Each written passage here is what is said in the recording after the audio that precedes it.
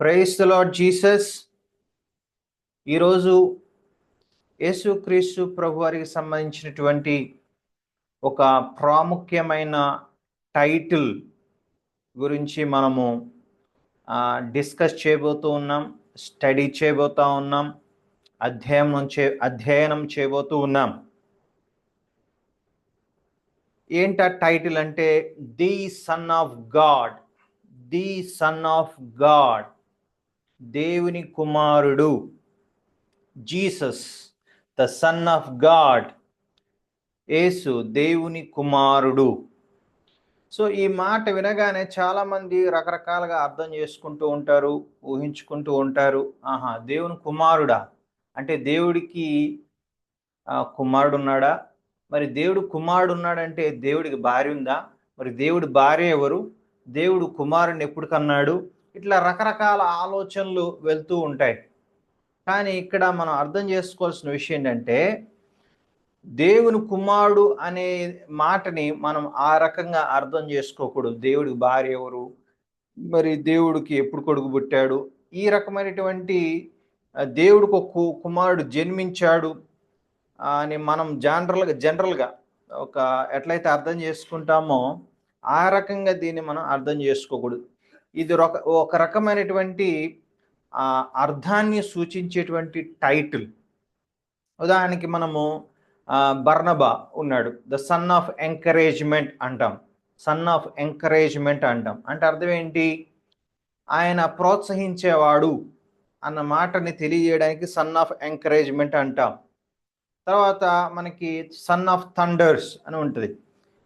So అంటే ఏంటి? ఆ యొక్క యూసేజ్, ఆ వర్డ్ యొక్క యూసేజ్ ఏం తెలియజేస్తుందంటే ఆ ఒక స్వభావాన్ని తెలియజేసేటువంటి యూసేజ్గా మనకి అర్థమవుతా ఉంది. కాబట్టి సన్ ఆఫ్ గాడ్ అంటే ఇక్కడ మనం అర్థం చేసుకోవాల్సింది ఏంటంటే ఆ యొక్క మాట యేసుక్రీస్తుకు సంబంధించిన ఒక ప్రత్యేక స్వభావాన్ని తెలియజేసేటువంటి మాట అని మనం అర్థం చేసుకోవాలి.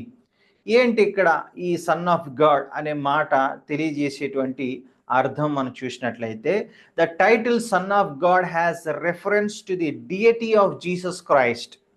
ఇక్కడ దేవుని కుమారుడు, సన్ ఆఫ్ గాడ్ అనేటువంటి ఆ టైటిల్ ఏదైతే ఉందో ఆ యొక్క టైటిల్ ఏం తెలియజేస్తూ ఉందంటే యేసుక్రీస్తు యొక్క దైవత్వాన్ని తెలియజేసేటువంటి పదం అది. యేసుక్రీస్తు యొక్క దైవత్వాన్ని తెలియజేసేటువంటి పదంగా మనకి ఆ బైబిల్లో కనబడుతూ ఉంది. జాగ్రత్తగా అర్థం చేసుకున్నట్లయితే అర్థమవుతుందా? కాబట్టి మనము దాన్ని సరిగా అర్థం చేసుకోవడం అనేది చాలా ఇంపార్టెంట్.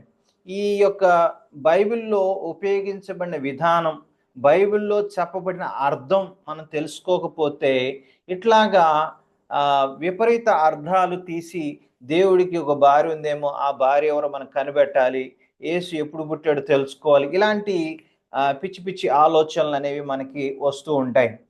కానీ బైబిల్లో ఒక పదం వాడారంటే ఆ పదాన్ని ఏ సందర్భంలో వాడారు, ఎలా వాడారు, ఏ రీతిగా వాడారు, ఏ అర్థం ఇచ్చే విధంగా బైబిల్ దాన్ని ప్రకటిస్తుంది అన్న విషయం మనం అర్థం చేసుకోకపోయినట్లయితే మనం ఇట్లాగా తప్పుడు వ్యాఖ్యానాల్లోకి వెళ్ళిపోయేటువంటి ప్రమాదం ఉన్నది. బైబిల్ అంతట్లో కూడా క్రొత్త నిబంధనలో ముఖ్యంగా ద సన్ ఆఫ్ గాడ్ అనేటువంటిది ఒక టైటిల్, యేసుక్రీస్తు వారికి ఇవ్వబడినటువంటి ఒక టైటిల్ అన్న విషయం మనం అర్థం చేసుకోవాలి. ఆ టైటిల్కి ఒక ప్రత్యేకమైన ఉద్దేశం ఉంది. ఏంటంటే అది ఆయన దైవత్వాన్ని, ఆయన యొక్క దైవిక స్వభావాన్ని తెలియజేసేటువంటి మాటగా అది ఉన్నది. సో మనము ఇంకొంచెం డీటెయిల్గా ఎక్కడెక్కడ వాడారు, ఏ విధంగా వాడారు, ఏ అర్థంతో వాడారు, ఫైనల్గా దీని అర్థం యేసుక్రీస్తు దేవుడనేనా కాదా అన్న విషయాన్ని మనం ఒకసారి పరిశోధన చేద్దాం. Marks gospel starts with the statement the beginning of the gospel of Jesus Christ the son of God. Mark సువార్త 1:1 ఎలా స్టార్ట్ అవుతుందంటే దేవుని కుమారుడైన యేసు క్రీస్తు సువార్త ప్రారంభము. ఏటట? దేవుని కుమారుడైన యేసు క్రీస్తు సువార్త ప్రారంభము. చూడండి, ఇక్కడ యేసుక్రీస్తు సువార్త ప్రారంభం అయితే ఆయన ఎలా పరిచయం చేస్తున్నాడు? మార్కు దేవుని కుమారుడిగా పరిచయం చేస్తున్నాడు. అంటే మార్కు దేవుని కుమారుడని ఇంట్రడ్యూస్ చేసినప్పుడు జీసస్ని, మార్కు మైండ్లో ఉన్న ఉద్దేశం ఏంటి అన్నది మనం చాలా జాగ్రత్తగా ఆలోచించాల్సిన విషయం. ఎందుకు దేవుని కుమారుడిగా యేసుక్రీస్తుని పరిచయం చేశాడు అన్నది మనం దృష్టిలో పెట్టుకుని ఖచ్చితంగా మార్కు సువార్త చదివినప్పుడు ఆ విషయం మనకి అర్థమవుతుంది.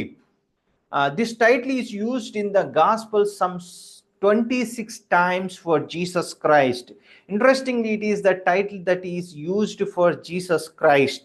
చూడండి, మనకి సువార్తల్లోనే ద సన్ ఆఫ్ గాడ్ అనేటువంటి టైటిల్ 26 సార్లు యేసుక్రీస్తు కొరకు ఉపయోగించబడడం జరిగింది. యేసుక్రీస్తు గురించి చెప్పడానికి ఉపయోగించడం అనేది జరిగింది. అది ఎల్లప్పుడూ కూడా యేసుక్రీస్తు వారికి టైటిల్గా మనకి ఈ 26 సార్లు కూడా సువార్తల్లో మనం చూడవచ్చు. ఎవరెవరు ఈ టైటిల్ని ఉపయోగించారు అన్నది కూడా మనం చదివినప్పుడు మనకి మరింత అండర్స్టాండింగ్ పెరుగుతూ ఉంటుంది. మనం చూస్తే సన్ ఆఫ్ గాడ్ అని ఎవరెవరు యేసుని పిలిచారు, ఎవరెవరు ఆ టైటిల్ ఉపయోగించారని చూస్తే మనకి ముందుగా ఒక ఇంట్రెస్టింగ్ క్యాండిడేట్ కనబడతాడు. ఎవరంటే సాతాను. సేటన్. సాతాను కూడా యేసుని పట్టుకుని ఏమని పిలిచాడు అంటే దేవుని కుమారుడు అని పిలిచాడు. మత్తయి సువార్త 4:3-6 వచనాల్లో, లూకా సువార్త 4:3-9 వచనాల్లో మనకి ఈ విషయాలు చాలా చక్కగా కనబడతాయి. Now when the tempter came to him, he said, if you are the son of God, command that these stones become bread. ఆ శోధకుడు ఆయన యొద్దకు వచ్చి, నీవు దేవుని కుమారుడవైతే ఈ రాళ్ళు రొట్టెలగునట్లు ఆజ్ఞాపించుమనెను. చూడండి, ఏమంటున్నాడు? శోధకుడు అంటే సాతాను యేసయ్య దగ్గరకు వచ్చి ఏమంటున్నాడు? నీవు దేవుని కుమారుడు అయితే ఈ రాళ్ళు రొట్టెలగునట్లు ఆజ్ఞాపించుము అంటున్నాడు. అంటే దేవుని కుమారుడు ఏం చేయగలడు? రాళ్లను రొట్టెలుగా చేయగలడు. అంటే దేవుని కుమారుడు యొక్క ప్రత్యేకతను సాతాను ఇక్కడ చెప్తా ఉన్నాడు. నువ్వు దేవుని కుమారుడి, దట్ మీన్స్ నువ్వు దేవుడివి, నువ్వు ఈ రాళ్ళను రొట్టెలుగా మార్చుకోగలవు, ప్రూవ్ చేయి అని చెప్పేసి అంటూ ఉన్నాడు. మళ్ళీ 6వ వచనంలో, నీవు దేవుని కుమారుడు అయితే క్రిందికి తుమ్ముకుము, నీకేం కాదు, ఎందుకంటే ఆయన గూర్చి తన దూతలకు ఆజ్ఞాపించును, నీ పాదం ఎప్పుడైనా నువ్వు రాతికి తగలకుండా వారిని చేతులతో ఎత్తుకొందురని వ్రాయబడి ఉన్నదని ఆయనతో చెప్పాను. సో ఇక్కడ సాతాను చాలా క్లియర్గా జీసస్ని అర్థం చేసుకున్నాడు. జీసస్ గురించి చెప్తూ ఏమంటున్నాడంటే, నీవు దేవుని కుమారుడివి అనగా నీవు దేవుడవు, నీవు రాళ్ళను రొట్టెలుగా చేయగలవు, నువ్వు ఆజ్ఞాపిస్తే చాలు రాళ్ళు రొట్టెలైపోతాయి, నాకు తెలుసు, నువ్వు నిజంగా దేవుడు కుమారుడు అయితే ప్రూవ్ చేసుకో అని రెచ్చగొడుతున్నాడు యేసు ప్రభుని. నువ్వు దేవుని కుమారుడు అయితే క్రిందుకు దూకేయి, నీకేం కాదు. మామూలు ఎవడం దూకేస్తే వాడికి దెబ్బలు తగులుతాయి, వాడు చచ్చిపోవచ్చు, కానీ నువ్వు దూకితే ఏం కాదు, ప్రూవ్ చేయి అన్నట్టుగా యేసు ప్రభు వారిని రెచ్చగొడుతూ మాట్లాడుతూ ఉన్నాడు. సో మనం అర్థం చేసుకోవాల్సిన విషయం ఏంటంటే, దేవుని కుమారుడు అన్న దాంట్లో యేసుక్రీస్తు దైవత్వం అనే అర్థం ఉన్నదని సాతాను గ్రహించి అందుకే ఇలాంటి టెస్టులు పెడతా ఉన్నాడు. ఎలాంటి టెస్టులు పెడతా ఉన్నాడు? రాళ్ళను రొట్టెలుగా చేయగల అధికారం దేవుడికి ఉంది, నువ్వు దేవుడు కుమారుడు కాబట్టి చేయి, నువ్వు పైనుంచి దూకినా నువ్వు చచ్చిపోవు, కారణం ఏంటి? నువ్వు దేవుని కుమారుడి అని చెప్పేసి యేసుక్రీస్తు యొక్క దైవత్వాన్ని గుర్తించి ఆ దైవత్వానికి తగినటువంటి పరీక్షలు పెడుతూ ఆ దైవత్వాన్ని సూచించే విధంగా సాతాను ఏమంటున్నాడంటే దేవుని కుమారుడా అని పిలుస్తున్నాడు. అంటే సాతానికి అర్థమైపోయింది విషయం ఏంటంటే యేసు దేవుని కుమారుడు అనగా సాక్షాత్తు దేవుడు అన్న విషయం సాతానికి అర్థమైన విషయం మనం అర్థం చేసుకోవాలి. సో దేవుని కుమారుడు అనే మాటలో అర్థం ఏంటంటే దేవుడు. యేసు దైవిక స్వభావం కలిగిన వాడు. యేసు తండ్రిలో ఎంత దైవత్వం ఉన్నదో కుమారునిలో కూడా అంతే దైవత్వం ఉన్నది అన్న విషయాన్ని తెలపడం కోసం ఆ పదాన్ని ఉపయోగించారు అన్న విషయం మనం అర్థం చేసుకోండి. ఒక మనిషి కుమారుడు మనిషి, అలాగే దేవుని కుమారుడు దేవుడు అన్న విషయము ఇక్కడ ఆ సెన్స్లో మనం ఇక్కడ దీన్ని అర్థం చేసుకోవాలి. బై డీమన్స్ దయ్యాలు కూడా ఈ విషయాన్ని గ్రహించాయండి. దయ్యాలు కూడా ఈ విషయాన్ని గ్రహించాయి. మీరు జాగ్రత్త చదివితే మత్తయి సువార్త 8వ అధ్యాయం 29వ వచనంలో, and suddenly they cried out saying, what have we to do with you Jesus, you son of God, have you come here to torment us before the time. వారు, ఇదిగో దేవుని కుమారుడా, దయ్యాలు యేసు ప్రభుని పట్టుకుని ఏమంటారు, ఇదిగో దేవుని కుమారుడా, నీతో మాకేమి, కాలము రాకమునిపే మమ్మను బాధించుటకు ఇక్కడికి వచ్చితివా అని కేకలు వేసిరి. అంటే దయ్యాలను బాధించుటకు, దయ్యాలకి తీర్పు తీర్చుటకు, దయ్యాలకు శిక్షించుటకు, దయ్యాలను శిక్షించుటకు ఎవరికి అధికారం ఉంది? దేవుడికే ఉంది. అవి కంగారు పడిపోతా ఉన్నాయి. కాలం రాకమునిపే మమ్మల్ని బాధించుటకు ఇక్కడికి వచ్చితివా అని కేకలు వేస్తూ ఉన్నాయి. సో యేసుక్రీస్తు యొక్క దైవత్వాన్ని గుర్తించి, ఆ దైవత్వాన్ని వివరించే పదమైనటువంటి దేవుని కుమారుడు అనే పేరుతో, ఆ టైటిల్తో యేసుక్రీస్తు వారిని పిలుస్తున్నాయి. అంటే దయ్యాలకు అర్థమైపోయింది యేసు ఎవరు? దేవుడు. సో దానికి సంబంధించిన టైటిల్ ఏంటి? దేవుని కుమారుడు. అందుకే దేవుని కుమారుడా అని పిలవడం జరిగింది. సో దేవుడి కుమారుడికి మాత్రమే దయ్యాలని బాధించి శిక్షించేటువంటి అధికారం ఉన్నది కాబట్టి, అందుకనే అవి ఆ రకంగా యేసయ్యతో మొరపెట్టుకుంటూ కేకలు వేశాయి. తర్వాత జాన్ ద బ్యాప్టిస్ట్, బాప్తిస్మమిచ్చి యోహాను, యోహాను సువార్త 1:34లో ఏమంటున్నాడు చూడండి. And I have seen and testified that this is the son of God. And I have seen and testified that this is the son of God. ఈయనే దేవుని కుమారుడని నేను తెలుసుకుని సాక్ష్యం ఇచ్చితినా నేను. యోహాన్ గారు, బాప్తిస్మిచ్చి యోహాన్ గారు ఏమని సాక్ష్యం ఇచ్చాడో తెలుసా? యేసు ప్రభుని చూపిస్తూ ఏమన్నాడు తెలుసా? ఇగో ఈయనే దేవుని కుమారుడు అని నేను తెలుసుకొని సాక్ష్యం ఇస్తున్నాను. ఏమని సాక్ష్యం ఇస్తున్నాను? నేను తెలుసుకుని, మామూలుగా చెప్పట్లేదు. నేను చూశాను, తెలుసుకున్నాను, డిక్లేర్ చేస్తున్నాను. యేసెవరు? దేవుని కుమారుడు. అనగా ఏంటి? దేవుడు అని తెలియజేస్తూ ఉన్నాడు.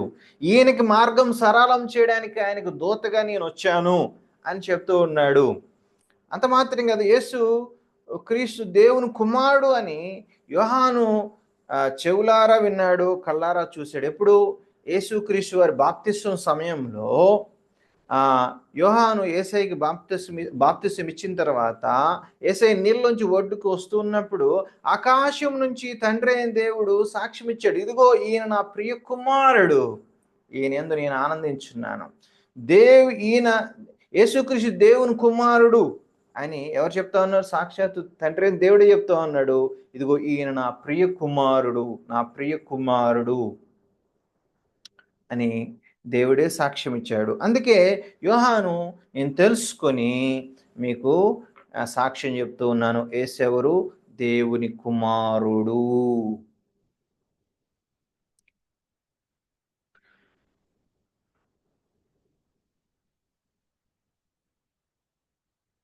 బై హిస్ డిసైపుల్స్, అలాగే యేసుక్రీస్తు వారి శిష్యులు కూడా ఈ విషయాన్ని గ్రహించి యేసుక్రీస్తు దైవత్వాన్ని గుర్తించి ఆ అర్థాన్ని సూచించే విధంగా son of God, the son of God అని వాళ్ళు కూడా పిలిచారు. ఉదాహరణకి యోహాను సువార్త 1:49 చూద్దాం. Nathanael answered and said to him, rabbi, you are the son of God, you are the king of Israel. నతానియేలు, బోధకుడా, నీవు దేవుని కుమారుడు, ఇస్రాయేలు రాజు అని ఆయనకు ఉత్తరం ఇచ్చెను.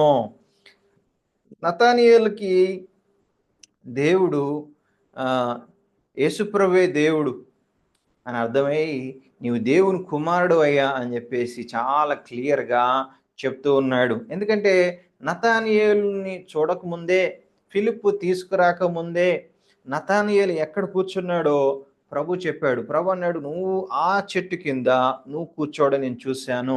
నతానియేలు ఎవరికి తెలియకుండా ఒక చెట్టు కింద కూర్చుని ఆయన దేవుని ధ్యానం చేస్తూ లేదా ప్రార్థన చేస్తూ ఉన్న విషయం నతానియేలు తప్ప ఎవరికి తెలియదు. ఆ విషయాన్ని ఎప్పుడైతే జీసస్ చెప్పాడో ఇమ్మీడియట్గా బల్బు వెలిగిపోయింది. అమ్మో యేసయ్య, నువ్వు మామూలుడు కాదు, నువ్వు దేవుని కుమారుడివి, నేను ఎక్కడో కూర్చున్న విషయం నీకంటే తెలిసిపోయిందయ్యా అని చెప్పేసి నతానీయేలు ఆశ్చర్యపోయి, నీవు దేవుని కుమారుడవు అని చెప్పాడు. సో ఇంకా మనం చూసే చాలామంది శిష్యులు ఈ విషయాన్ని కూడా గ్రహించారు. పేతురు కూడా చెప్పాడు కదా, అయ్యా నువ్వు నిజంగా దేవుని కుమారుడివి అని చెప్పేసి పేతురు కూడా కన్ఫెస్ చేయడం అనేది మనం చూడొచ్చు. తర్వాత ఏంజల్స్, ఈవెన్ దేవదూతలు కూడా ఈ విషయాన్ని గ్రహించడము జరిగింది. దేవదూతలు కూడా ఈ విషయాన్ని గ్రహించడం జరిగింది. చూడండి, and Luka 1:35, and the angels and answered and said to her, the Holy Spirit will come upon you and the power of the highest will overshadow you, therefore also that the Holy One who is to be born will be called the Son of God. దూత పరిశుద్ధాత్మ నీ మీదికి వచ్చును, సర్వోన్నతుని శక్తి నిన్ను కమ్ముకొనును, కనుక పుట్టబోవు శిశువు పరిశుద్ధుడై దేవుని కుమారుడు అనబడును. పుట్టబోవు శిశువు ఎవరంటే పరిశుద్ధుడై దేవుని కుమారుడు అనబడు. సో యేసుక్రీస్తు ప్రభు పరిశుద్ధుడు, దేవుని కుమారుడు అని ఎవరు చెప్తా ఉన్నారు? దేవదూత చెప్తా ఉన్నాడు. ఎవరికి? మరియమ్మతో చెప్తా ఉన్నాడు కదా. సో ఇక్కడ మనకి ఏంజల్స్ కూడా ఏం డిక్లేర్ చేసినాయి? జీసస్ సన్ ఆఫ్ గాడ్, ఆయన సన్ ఆఫ్ గాడ్గా పిలువబడతాడు. సన్ ఆఫ్ గాడ్ అంటే ఆయన సాక్షాత్తు దేవుడు అన్న విషయాన్ని తెలియదు. చాలామంది ఏమనుకుంటారంటే మరియమ్మకి యేసు ప్రభు పుట్టాడు కాబట్టి ఆయన దేవుడు కుమారుడు అనే పేరు వచ్చింది అనుకుంటారు. మరియమ్మకు పుట్టక ముందే యేసుక్రీస్తు దేవుని కుమారుడుగా ఉన్నాడు. ఆ తండ్రి కుమార పరిశుద్ధాత్మలో ఎప్పుడు కూడా నిత్యత్వము అలాంటి ఉనికిని కలిగి ఉన్నారు. యేసు ప్రభు మరియమ్మకు పుట్టిన తర్వాత దేవుని కుమారుడుగా పిలువబడ్డాడు. కానీ దేవుని కుమారుడు అయ్యింది మరియమ్మకు పుట్టిన తర్వాతగా. అర్థమవుతుంది మీకు? యేసుక్రీస్తు ప్రభు మరియమ్మకు పుట్టిన తర్వాత అందరూ దేవుని కుమారుడు అని పిలుస్తారని ఇక్కడ చెప్తా ఉన్నాడు. దాని అర్థం పుట్టిన తర్వాత మాత్రమే దేవుని కుమారుడు అని కాదు, పుట్టక ముందు నుంచి కూడా ఆయన దేవుడు కుమారుడు. దేవుడు కుమారుడు అంటే దేవుడు ఎప్పుడు ఉంటాడు? నిత్యము ఉంటాడు. అర్థమవుతుంది? నిత్యము ఆయన ఉంటాడు అన్న విషయము మనము అర్థం చేసుకోవాలి. తండ్రి ఎప్పటి నుంచి ఉన్నాడు? అప్పటి నుంచి దేవుని కుమారుడు యేసుక్రీస్తు ఉన్నాడు. అప్పటి నుంచి పరిశుద్ధాత్మ ఉన్నాడు. త్రియేక దేవుడుగా వాళ్ళు నిత్యము ఉన్నారు. అర్థమవుతుందా? మరి ఆ త్రిత్వంలో తండ్రి కుమార పరిశుద్ధాత్మలుగా వాళ్ళు ఉన్నప్పుడు రెండవ వ్యక్తి అయిన యేసు ఆయన దేవుని కుమారుడు ఎల్లప్పుడూ కూడా. కానీ ఆయన ఈ భూలోకానికి వచ్చి ప్రజల చేత కూడా, అందరి చేత కూడా దేవుని కుమారుడిగా పిలువబడతాడు అన్న విషయము ఇక్కడ ఏంజల్ ప్రకటిస్తూ ఉన్నాడు. అది మనం అర్థం చేసుకోవాల్సినటువంటి విషయం. రైట్. యేసుప్రభు మరియమ్మ గర్భంలోంచి పుట్టిన తర్వాత ఆయన మానవత్వానికి ఆరంభం ఉంది. ఆయన దైవత్వానికి కాదు. ఆయన దేవుడిగా నిత్యము ఉన్నాడు. ఆయన సన్ ఆఫ్ గాడ్గా నిత్యము ఉన్నాడు. ఆయన దేవుని కుమారుడిగా నిత్యము ఉన్నాడు. కేవలం ఆయన మానవత్వం మాత్రమే యేసుప్రభు ఈ లోకంలోకి వచ్చిన తర్వాత మానవత్వం అనేది ఆరంభమైంది. ఆయన మానవుడిగా ఉండడం అనేది ఆరంభమైంది. ఆయన మానవత్వాన్ని తన దైవత్వానికి ఆయన జోడించుకోవడం అనేది జరిగింది. ఓకేనా? అది విషయం. తర్వాత మనం జాగ్రత్త చూస్తే ద రోమన్ సెంచూరియన్ అంటే రోమా శతాధిపతి కూడా యేసు ప్రభు యొక్క శిలువ వేయబడిన సందర్భంలో ఆయన కూడా ఆ సత్యాన్ని గుర్తించాడు. అర్థమవుతుందా? By the Roman Centurion who was in charge of the crucifixion of Jesus Christ, యేసుక్రీస్తు వారికి శిలువ వేయబడినటువంటి ఆ సందర్భంలో ఇన్ఛార్జ్గా ఉన్నటువంటి ఆ రోమా శతాధిపతి కూడా యేసుక్రీస్తు వారిని చూసి ఏమన్నాడు?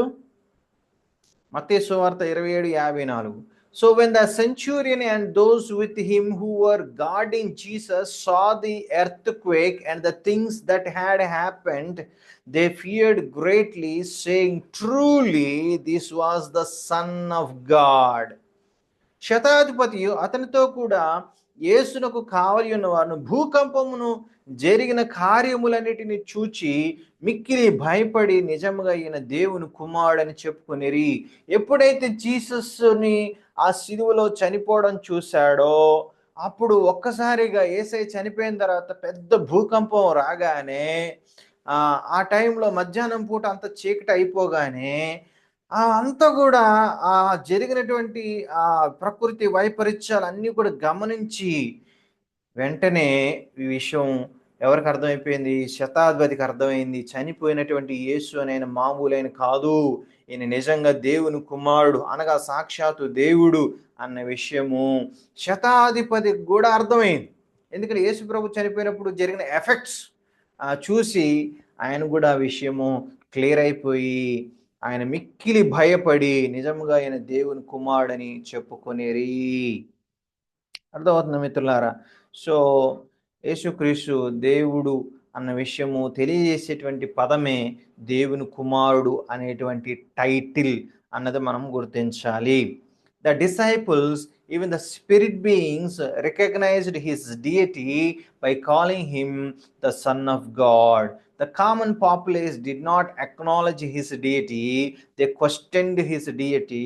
When Jesus was on the cross, the multitude mocked and derided him by saying, "If you are the Son of God, come down from the cross." Matthew 27:40. చూడండి, శిష్యులు చివరికి దూతలు లేకపోతే స్పిరిట్ బీయింగ్స్, సాతాను కావచ్చు, దయ్యాలు కావచ్చు, దేవదూతలు కావచ్చు, వీళ్ళందరూ కూడా యేసుక్రీస్తు వారి యొక్క దైవత్వాన్ని గుర్తించడం జరిగింది. కానీ ఆనాటి సామాన్య జనం కొంతమంది యేసుక్రీస్తు వారి దైవత్వాన్ని గుర్తించలేకపోయారు. ఆయన సిలువలో వేలాడుతున్నప్పుడు మరి కొంతమంది ఆయన్ని వెక్కిరించారు, ఆయన్ని హేళన చేశారు. ఏమని? చూడండి, మత్తయి సువార్త 27:40లో,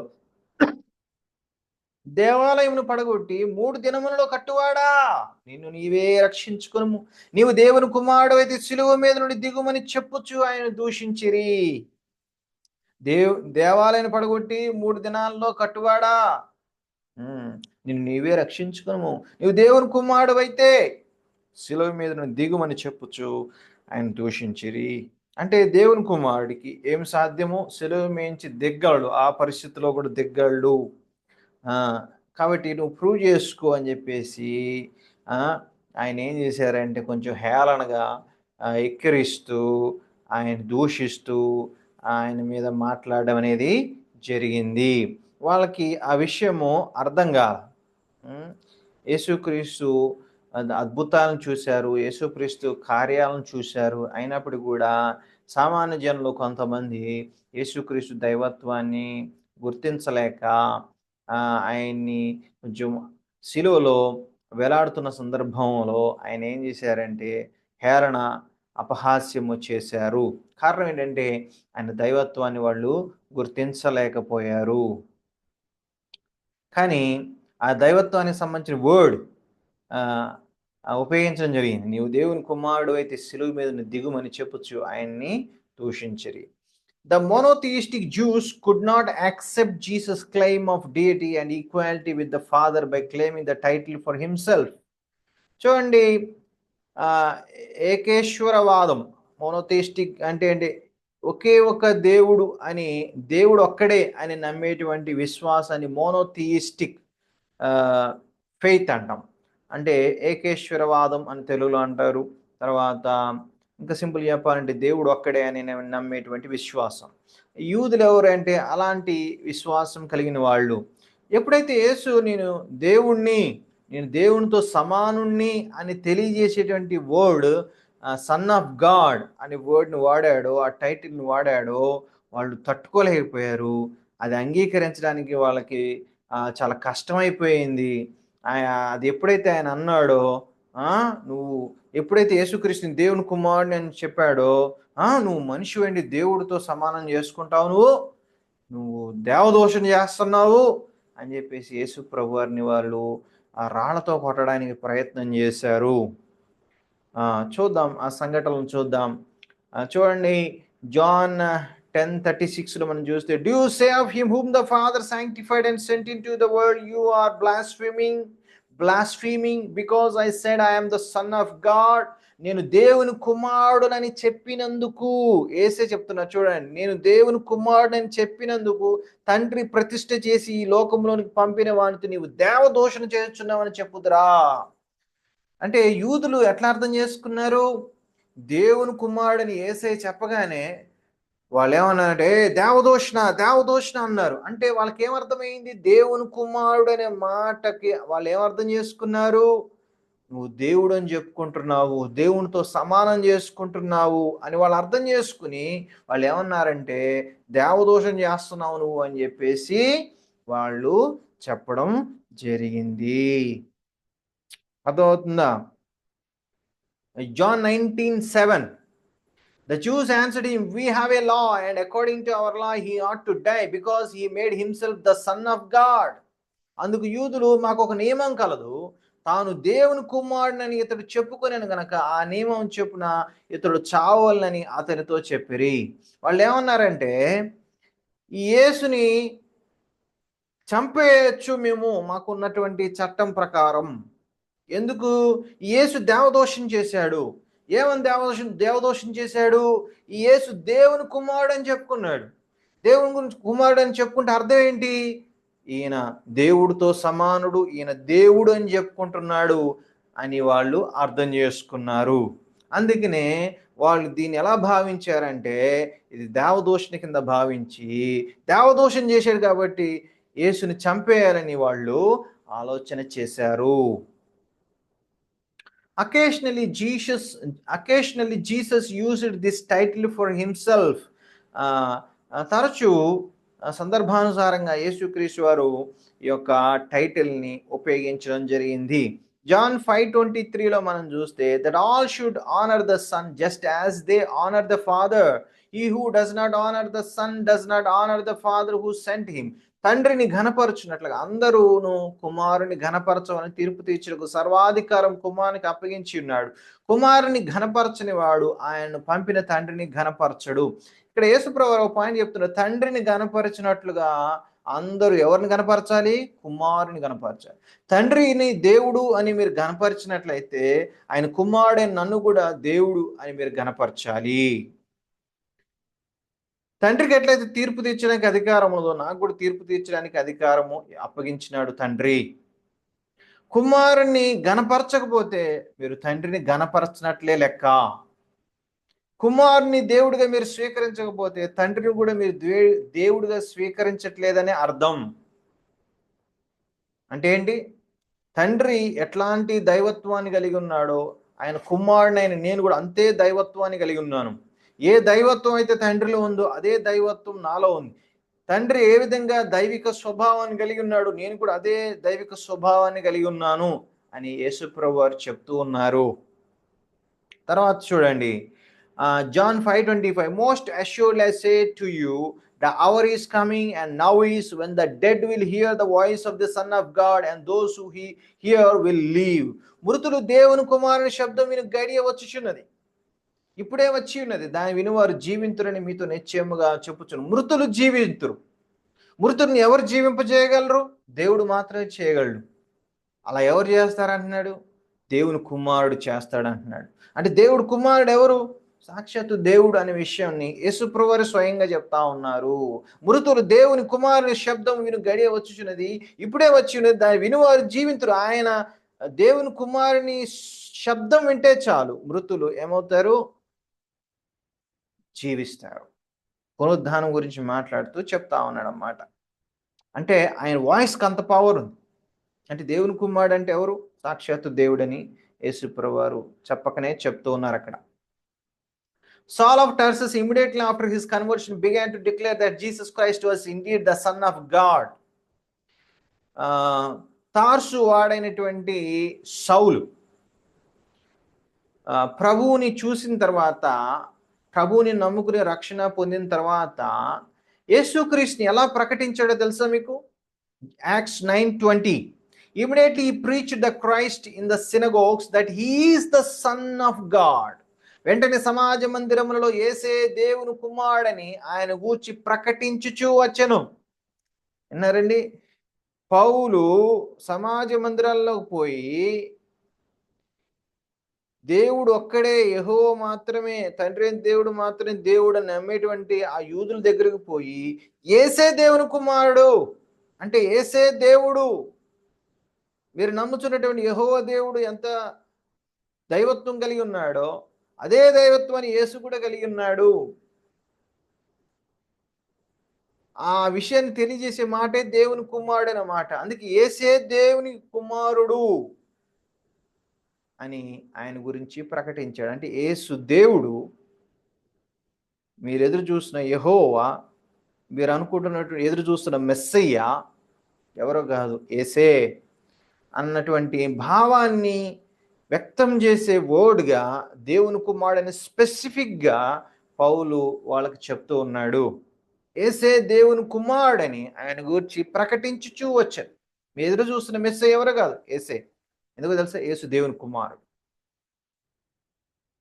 మీరు అనుకుంటున్న యేసు కేవలం మనిషి అనుకుంటున్నారు. నో, యేసు దేవుని కుమారుడు అంటే యేసుక్రీస్తు దేవుడు అని పౌలు ప్రకటిస్తూ వచ్చాడు. అంటే యూదులకి దేవుని కుమారుడిగా యేసుని పరిచయం చేసి వాళ్ళు యేసుని దేవుని కుమారుడిగా అంగీకరించారంటే చాలు, వాళ్ళు యేసుక్రీస్తుని దేవుడిగా అంగీకరించినట్లే. కాబట్టి పౌలు ఏం ప్రయత్నం చేస్తున్నాడు? యేసే దేవుని కుమారుడు అని ప్రకటిస్తూ వచ్చాడు. రోమా 1:4లో మనం చూస్తే Paul says Jesus was declared to be the Son of God with power according to the Spirit of holiness by the resurrection from the dead. యేసుక్రీస్తు శరీరమును బట్టి దావీదు సంతానముగాను మృతుల్లో నుండి పునరుద్ధానుడైనందున పరిశుద్ధమైన ఆత్మను బట్టి దేవుని కుమారుడుగాను ప్రభావంతో నిరూపించబడ్డాడు. పునరుద్ధానం బట్టి యేసుక్రీస్తు దేవుని కుమారుడు కాలేదు, కానీ పునరుద్ధానం ఏం చేసిందంటే యేసుక్రీస్తు దేవుని కుమారుడని ప్రూవ్ చేసింది. పౌలు అదే అంటున్నాడు, యేసు నేను దేవుని కుమారుడిని చెప్పుకున్నాడు, దాన్ని ప్రూవ్ చేసింది ఏంటంటే ఆయన పునరుద్ధానం. ఎట్లా? చాలా శక్తివంతంగా ప్రభావంతో ఆయన పునరుద్ధానుడు అవడం బట్టి ఆయన దేవుడు కుమారుడిగా నిరూపించబడ్డాడు. సో పునరుద్ధానం అనేది ఆయన దేవుని కుమారుడు అన్న విషయాన్ని ప్రూవ్ చేసింది. మనం మహా అయితే ప్రాణం తీసుకోగలం, చచ్చిపోయిన తర్వాత బతకాలంటే మన వల్ల కాదు. కానీ యేసు ఏమన్నాడు? నాకు ప్రాణం పెట్టడానికి అధికారం ఉంది, దాన్ని తీసుకోవడానికి అధికారం. అలాంటి అధికారం ఎవరికి ఉంటుంది?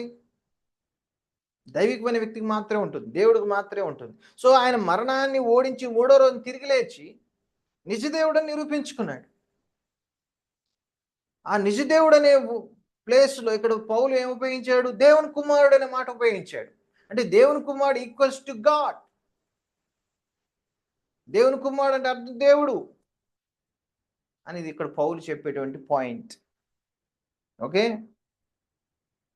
This title is found in Hebrews 4:14, Hebrews 6:6, 1 John 3:8, Revelation 2:18. ఇట్లా చాలా చోట్ల మీకు ఈ టైటిల్ ఉపయోగం జరుగుతుంది. మనం సరదాగా అంటే మచ్చుకి ప్రకటన గ్రంథంలో ఏముందో ఒకసారి చూద్దాం. ప్రకటన 2:18. And to the angel of the church in Thyatira write, these things says the Son of God, who has eyes like a flame of fire and his feet like fine brass. తొయితైరలో ఉన్న సంఘపు దూతకి ఇలాగు రాయము, అగ్ని జ్వాలల వంటి కన్నులను అపరంజిని పోలిన పాదములను గల దేవుని కుమారుడు చెప్పు సంగతులేమనగా. దేవుని కుమారుడు ఎవరు? యేసుక్రీస్తు. ఎలా ఉన్నాడంటే అగ్ని జ్వాలల వంటి కన్నులు, అపరంజిని పోలిన పాదాలు. ఆయన చూడని జాన్ డబేలిని చచ్చిన వాళ్ళకి పడిపోయాడు. కారణం ఏంటి? ఆయన దేవుడు. దేవుడు Jesus Christ is the Son of God and the Son of Man. The Son of God became the Son of Man to die for the sons of men in order to make them the children of God. యేసుక్రీస్తు దేవుని కుమారుడు మరియు మనుష్య కుమారుడు. యేసుక్రీస్తు ఎవరు? దేవుని కుమారుడు మరియు మనుష్య కుమారుడు. దేవుని కుమారుడు మనుష్య కుమారుడై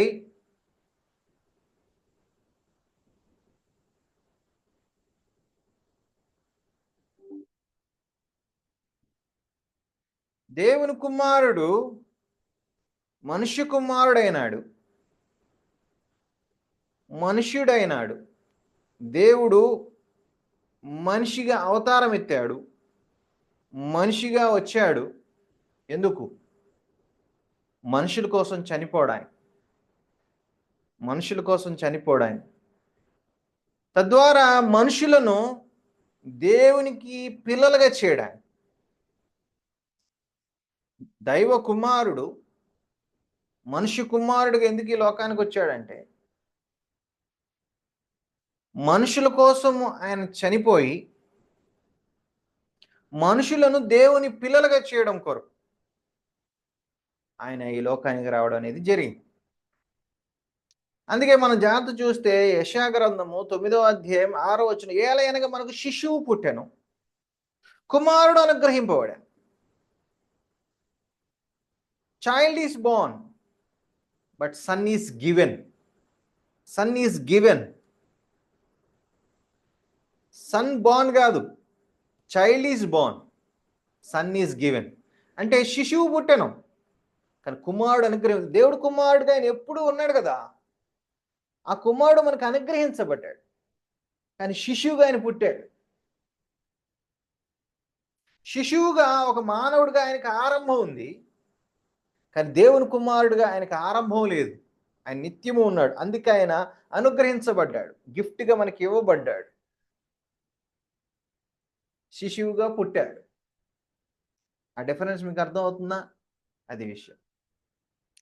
శిశువు పుట్టెను అనేది ఆయన మానవత్వం తెలియజేస్తే, కుమారుడు అనుగ్రహింపబడును అంటే ఆయన దేవుని కుమారుడు మన కోసం పంపబడ్డాడు అన్న విషయాన్ని తెలియజేస్తుంది.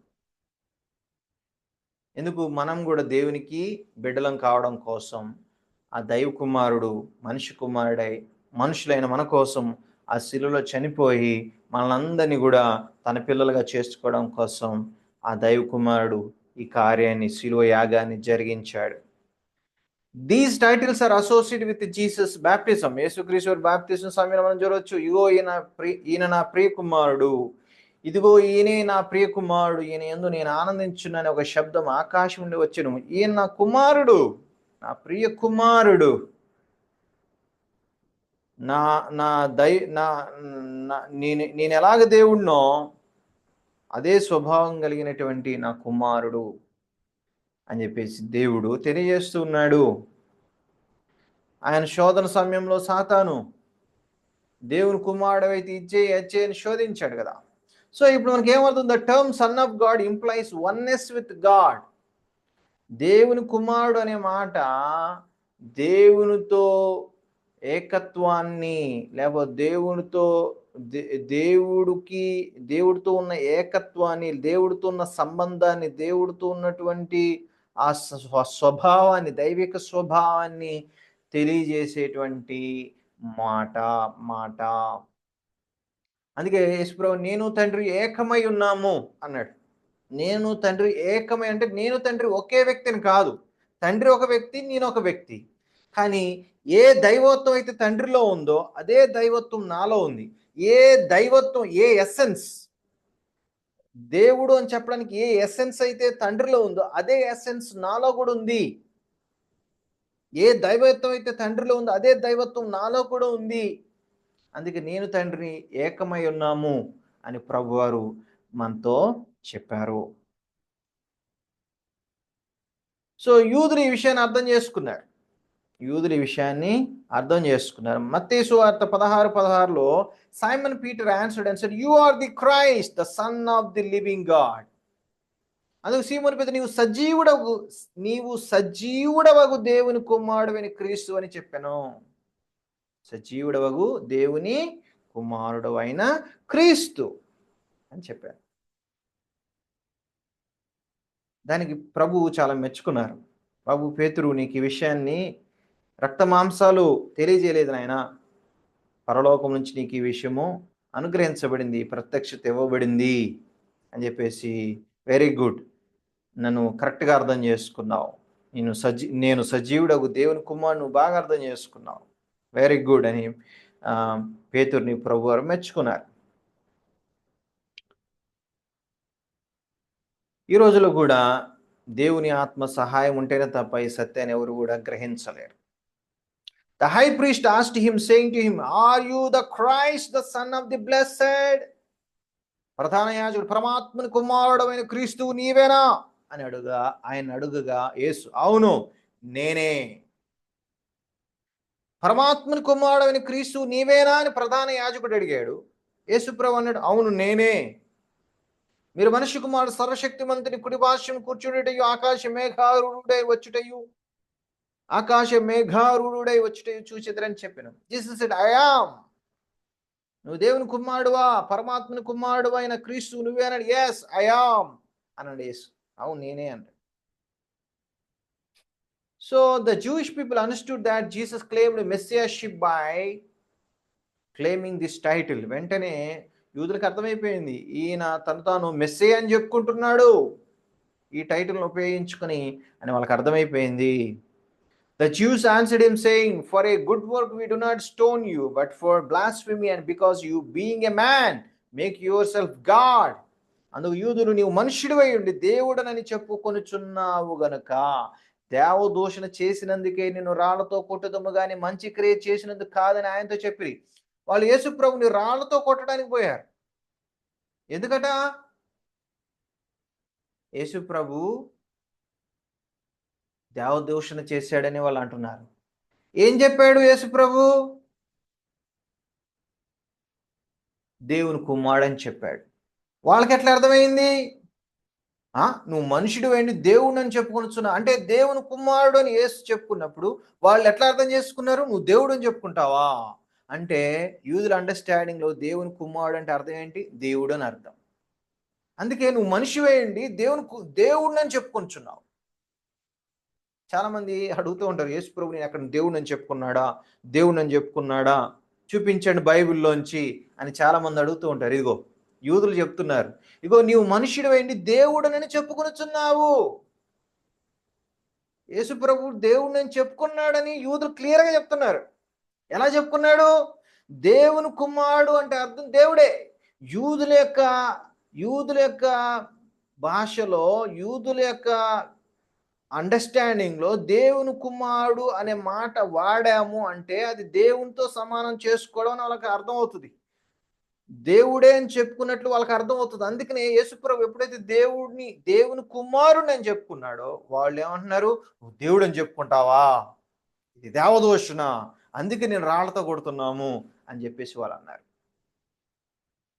యేసుప్రభు దేవుడు అని చెప్పుకున్నాడండి. ఇదిగో క్లియర్గా ఉంది. ఎలా చెప్పుకున్నాడు? దేవుని కుమారుడిని అని చెప్పుకున్నాడు. దేవుని కుమారుడు అంటే అర్థం దేవుడే అని అర్థం. చూడండి, అందుకే యూదులు ఆయన్ని రాళ్లతో కొట్టడానికి పోయారు. 30 రోజు నేను దేవుని కుమారుడని చెప్పినందుకు తండ్రి ప్రతిష్ఠ చేసి ఈ లోకంలోనికి పంపిన వారిని నీవు దేవదూషణ చేయుచున్నావని చెప్పుదురా? ప్రభు ప్రశ్నిస్తున్నాడు. నేను దేవుని కుమారుడని చెప్పాను, మీరేమంటున్నారు? నేను దేవదూషణ చేస్తున్నాను అంటున్నారు.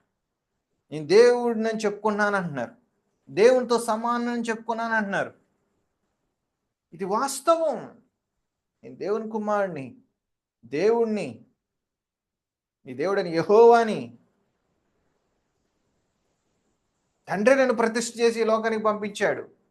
అలాంటిది నన్ను పట్టుకుని దేవదోషం చేస్తున్నానని చెప్పేసి మీరు అంటారా అని ప్రభు వాళ్ళని ప్రశ్నిస్తూ ఉన్నాడు. అర్థమవుతుందా ఫ్రెండ్స్? ఎస్, దేవుని కుమారుడు అంటే అర్థం ఏంటి? దేవుడే అని అర్థం. ఆయన యొక్క దైవత్వాన్ని సూచించే వర్డ్గా అది ఉంది అని మీరు అర్థం చేసుకోవాలి.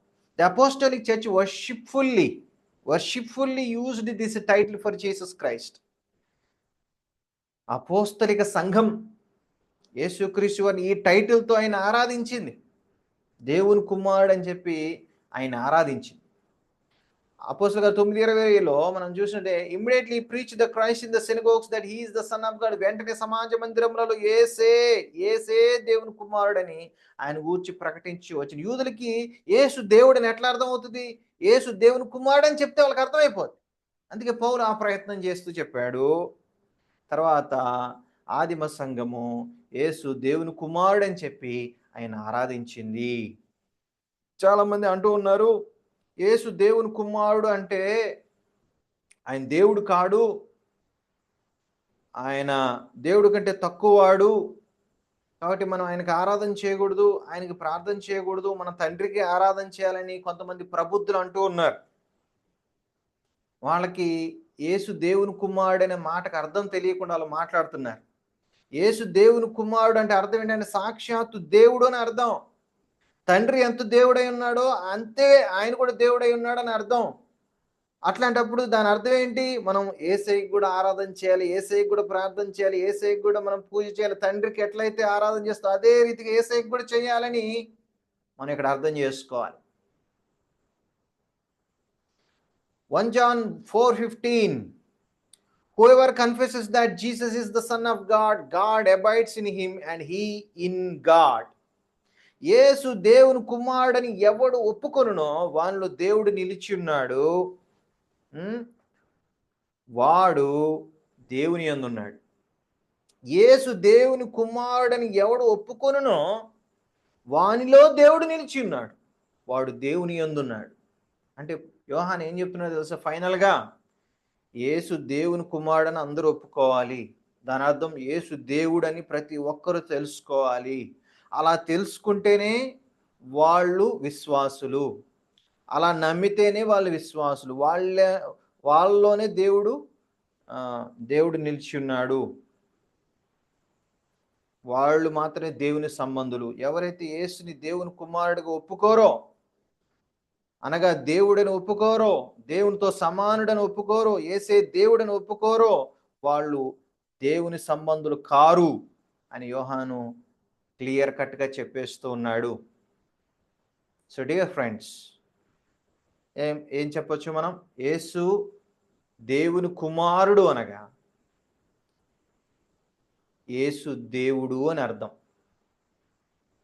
ఆలోచించండి, ఈ సిలువ దినాల్లో మనం చాలా మంది ఈ రోజుల్లో లెంట్ డేస్లో సిలువ దినాల్లో సిలువ ధ్యానాలు ఎక్కువగా చేస్తూ ఉంటారు కదా. నేను మిమ్మల్ని ఒక ప్రశ్న అడుగుతున్నా. ఏంటా ప్రశ్న అంటే, యేసు ప్రభువుని సిలువకు ఆ మతాధికారులు, ప్రధాన యాజకులు వాళ్ళందరూ కూడా సిలువకు అప్పగించడానికి, సిలువేమని చెప్పడానికి గల ప్రధాన కారణం ఏంటి? యేసు ప్రభువులు ఏ తప్పు లేదు. వాళ్ళు యేసుని సిలువేయని చెప్పడానికి ఒకే ఒక కారణం ఏంటి? దేవదూషణ. ఏంటి దేవదూషణ? యేసు దేవుని కుమారుడని చెప్పుకున్నాడు కాబట్టి. యేసు దేవుని కుమారుడని చెప్పుకుంటే ప్రాబ్లం ఏంటి? యూదుల లెక్క ప్రకారం దేవుని కుమారుడని చెప్పుకున్నాడంటే యేసు దేవుడే అని చెప్పుకుంటున్నాడు అని అర్థం. అందుకే వాళ్ళు తట్టుకోలేక బట్టలు చింపేసుకుని ప్రధాన యాజకుడు దేవదూషణ అని చెప్పేసి సిలువేసేదాకా వాళ్ళకి మనసు శాంతించలేదు. యేసు ప్రభు సిలువేయబడ్డానికి గల ప్రధాన కారణం తెలుసా?